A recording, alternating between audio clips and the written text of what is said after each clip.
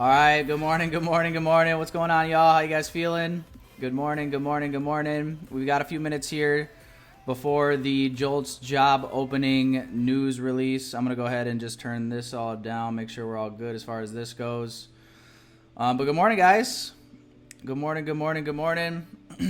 Couple things to note here before we get to Jolts job openings. So I went back and I looked at the previous news release on May 2nd, and if you guys go back and look at the chart, maybe we'll have time to go look. We might not, though. But basically, yeah, news came out. Last Jolts job openings news event came out as bullish for the indices, and then we ended up getting basically a bearish morning. And if you guys remember the session from that day, we actually ended up taking two trades. The first trade was a loss, and then the second trade, I believe we hit take profit 2. We might have hit take profit 3, but we for sure hit take profit 2. So that's how that session went. That was at the beginning of May. And yeah, we're going to wait and see what we get this time. One thing to note as well is we are in last week's new week opening gap right now. We're kind of respecting the consequent encroachment of the gap. And not only that, but we've come down now and we have swept this sell side liquidity and tapped into this for value gap right here. Let's actually go ahead and measure this up really quick from this swing low to this high right here. So we're not quite down to equilibrium. So we could still look for some shorts. I was just making sure we weren't in a discount, because at that point I don't think it would make sense for us to even consider getting short, just because at that point we should only be looking for longs, in my opinion, after sell side imbalance being filled. But yeah, there is still some chance we could work down into here, and truthfully, I mean, who knows, with enough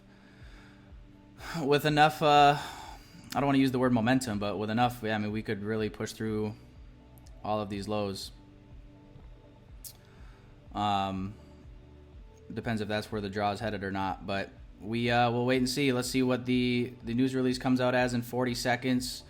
I did mark this up on GBP USD, and the reason that I didn't call it out was because it triggered. So I marked this up last night, but we want to be entering during New York session, right, during optimal trade entry hours, and this triggered at like 3 a.m., between 3 and 4 a.m. So this morning when I saw it, it was like right here. It already triggered in, and I was going to wait and see like if during this session we could get a run on this low, tap a little bit deeper into this mean threshold of this 1 hour order block, and look for an entry. But price in the last hour just absolutely ripped. This is a 1 to 2 right here. But just to show you guys like the setup itself, the reason that this could have been a valid order block entry was because you have this order block down, sweeping liquidity, breaking structure up, imbalance right above it. So this is a valid order block entry. It looks like it's pulling back now. Look at that. Because we just had the news data come out. So pending, let's see how this comes out. Let's go to the 1 minute chart. We're sweeping more sell side. So let's see here. Are we going to get there we go. So we got bullish news for the dollar, bearish news for the indices. And if you guys remember, again, last week we had, or not last week, May 2nd, the last Jolts job openings, we had kind of a reverse correlation. So we could potentially anticipate that. The other thing that I wanted to point out that I just remembered is 15-minute time frame. Toggle your chart from electronic trading hours to regular trading hours. We've got an opening range gap resting right above.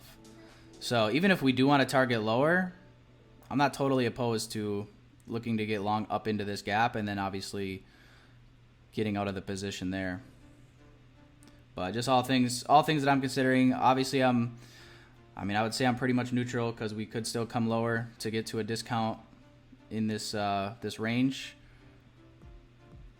But all things considered, we'll see. There was some pretty hefty SMT divergence between ES and NQ. Obviously, you guys can see your NQ absolutely ripped and got above these highs, versus ES did not get above any of these highs. All right, so let's wait and see, guys. We got some volume coming in now. 2 minute. Let's just go ahead and I'll put it right there.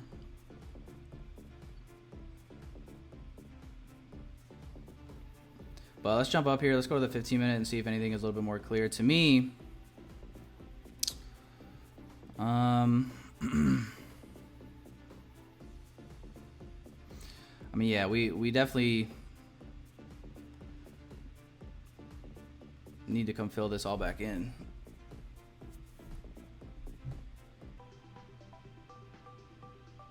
Yeah, I don't know. I take away this candle right here, the one that pulled back to this gap. Like at this point, nothing had really even been.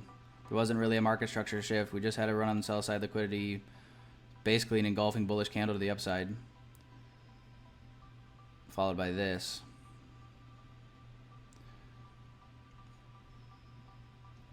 Let's go back though. 15-minute. Mark out some of this other stuff. Let's go mark this low right here out.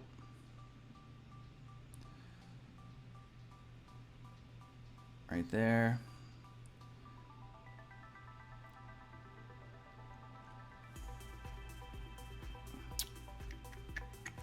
And then let's go from this swing point.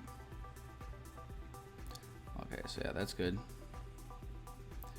We're in a discount there as far as that goes. Again, this is using the 15-minute. But obviously, if you extend this all the way down to this kind of parent low, we've got this sell side liquidity right here, pretty much lining up with equilibrium of this entire range. So we can just keep that in mind. Where is that? 41.80. We're at 41.88. So it's not super far off. 8 points, and we could get down there.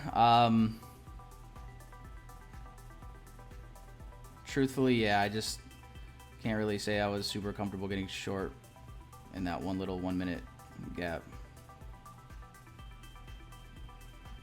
So if it feels not so great, I don't see really a point in taking it. All right, guys, if we leave this gap, looks like we will. I am going to get ready here. Market. Look alive. Put that over so I don't confuse you guys. Stop loss is going to go right below probably this little wick right here, guys. So we're going to 3-handle stop loss, 5-handle take profit 1. We need the entry before the end of the hour. So we got 4 minutes. Once we strike 10 o'clock, we're just going to disregard. Copy this image. I'm sending the Discord quickly. Sell this, bro, with the US 30 trade.